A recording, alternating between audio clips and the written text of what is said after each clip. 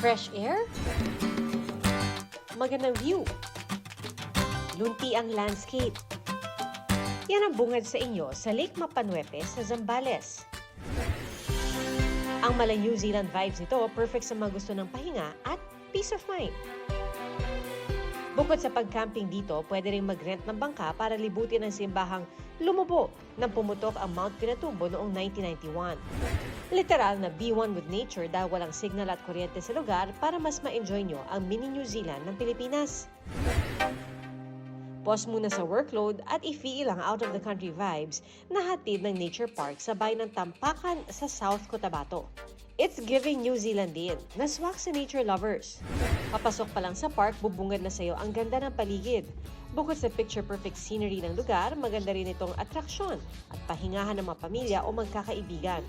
Kung gusto nyo ma-relax from the toxic na environment or yung pollution from the city, this is the best place to visit. Is it Philippines kung walang lumpiang Shanghai? Pero wag ka dahil may kakaibang fusion ng paborito nating pagkain sa bayan ng Calasiao sa Pangasinan, ang ulam na munggot galunggong. Ginawang merienda ng dalawang agriculture at agribusiness student na sina Ronric Domondon at Allen Angelo Repolio. Get ready for galunggong with munggo Shanghai. Para magawa ito, kailangan nyo lang ng sibuyas, bawang, carrots, papaya at munggo. Ihalo ang mga ito sa hinimay na galunggong at ilagay sa lumpia wrapper. Nandun po yung lasa ng ingredients which is munggo and yung carrots. Ito po ay para sa akin naging masustansya siya. Masarap po siya, medyo manamis-namis. Patok nga ang Shanghai ng dalawa, kaya naman hinihikayat nila ang mga kabataang subukan ang backyard gardening dahil healthy na, kumikita ka pa. Breathtaking sunset, Instagrammable tambayan at food trip destination, lahat ng yan libreng may enjoy sa Sunset Park sa Minalin, Pampanga. Dati itong dike na ginawang all-in-one pasyalan. Tsak na picture perfect ang tulay na puno ng pailaw habang nagkukulay kahel ang langit. At tulad ng Love Lux sa South Korea, pwede mo ring selyuhan ang forever love sa pagkandado ng Love Lux sa railing ng tulay. Busugin ang tiyan sa dami ng pagkain at inumin. Maganda po, nakakapag ng family bonding.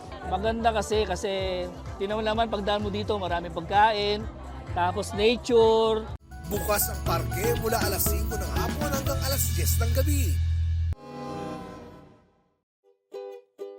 Wow, your Filipino accent is so sexy. Say it again. Toothbrush. Trending online ang kakatuwang videos gaya nito, Bibi Owel. kung saan pinapakitang Filipino accent sa pamamagitan ng pagbigkas ng English words. I give you more. Sige nga, pasample nga mga kapuso. Diabetes. Deodorant, Tissue. biskuit, Sauce.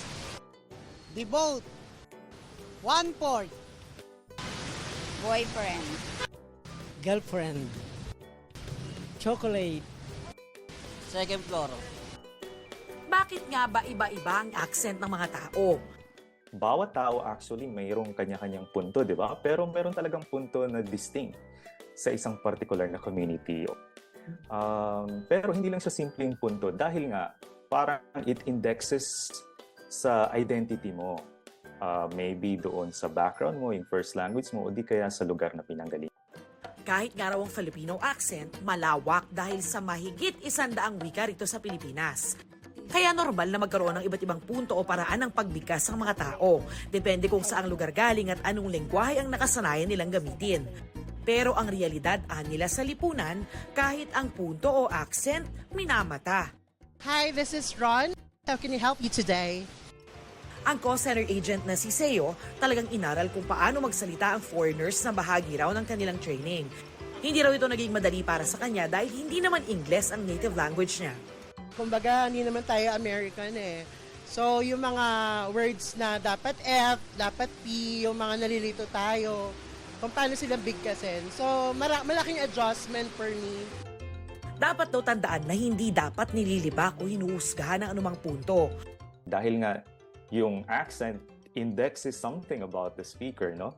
Pwedeng magkaroon ng judgment yung mga tao sa kung saan ka nanggaling.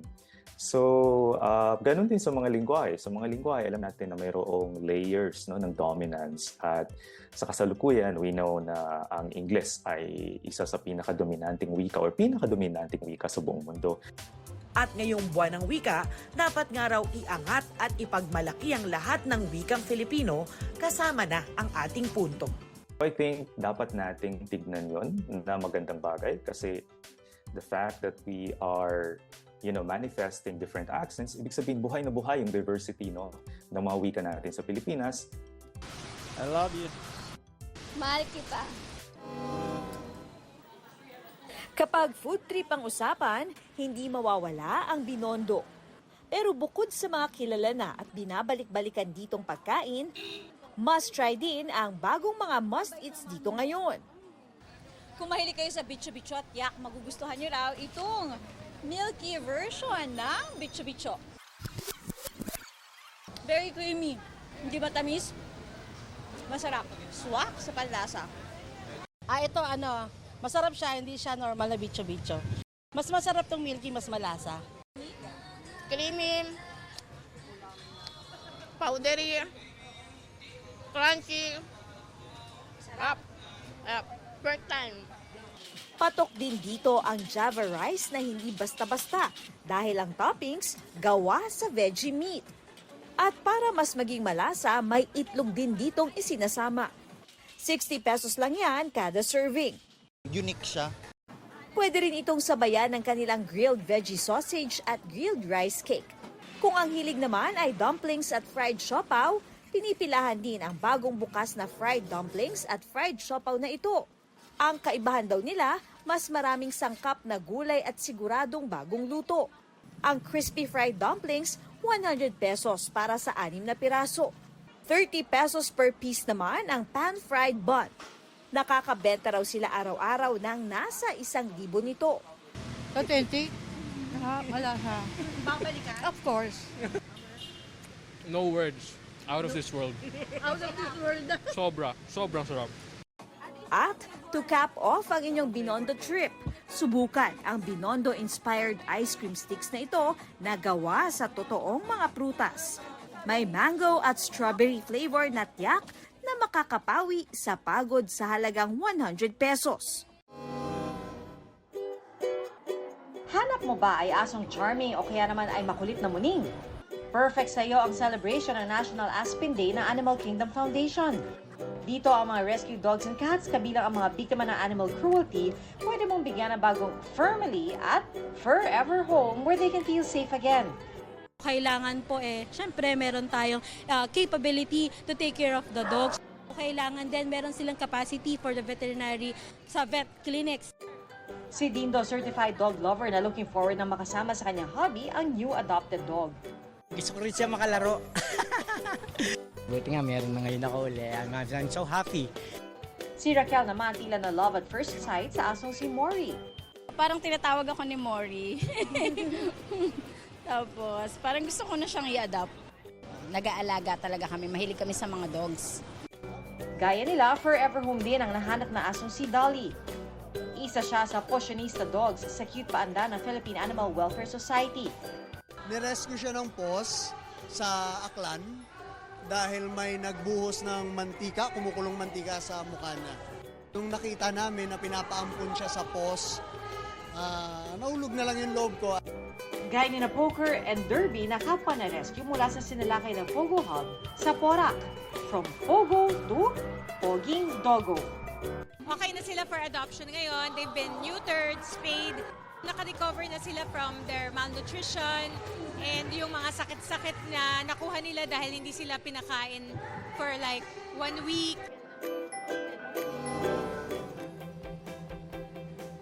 Simpleng garahe ang bubungad sa inyo papasok sa cafe and restaurant na ito sa Bagray Hills, Barangay Mayamot, Antipolo. Pero hindi ka raw mayayamot dahil pagpasok mo, gagaan agad ang inyong pakiramdam sa ganda ng view at dami ng puno. Overlooking view ng buong city of Metro Manila. Talagang halos 360 degrees siya. And yung ambience, pag nakita nyo maraming puno, tapos yung space mismo ng mga table, yung relaxing siya. Okay naman po yung food. Marami naman po yung serving nila. Ako po maganda po. Sulit naman pa pagpunta nila. Okay naman po, maganda naman po siya. Nakaka-relax. Oo po. Isama na rin sa side trip ang International Shrine of Our Lady of Peace and Good Voyage na kilala rin bilang Antipolo Cathedral. Bukod sa Antipolo, dinarayo rin ang IG-worthy na view deck sa San Mateo, Rizal. Tanaw ang Sierra Madre at kung matsyempohan ang Sea of Clouds. Kung adventurous, subukan ng rope obstacle. May kids playground din. Pwede ring mag-overnight sa kanilang villas o sa tent sa kabilang campsite.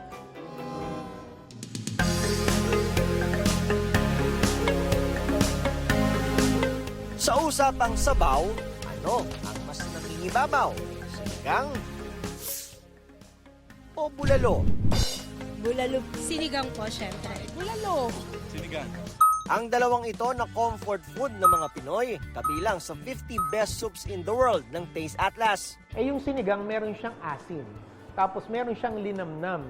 Kaya nakakatuwa na kapag kinain natin, hinigop natin yung sabaw ng sinigang, ginaganahan tayo. Bukod sa asim, bentahin ng sinigang ang tamis at alat nito.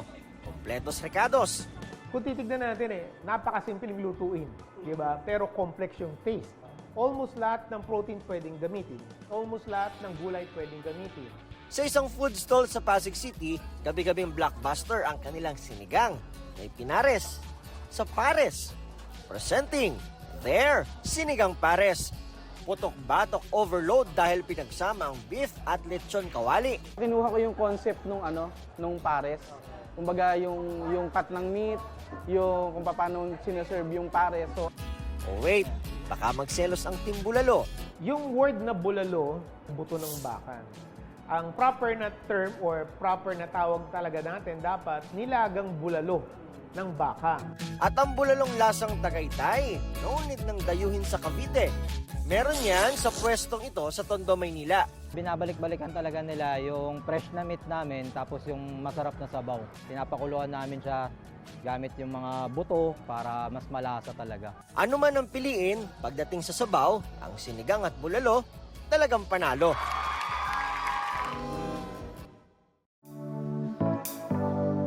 Friendship!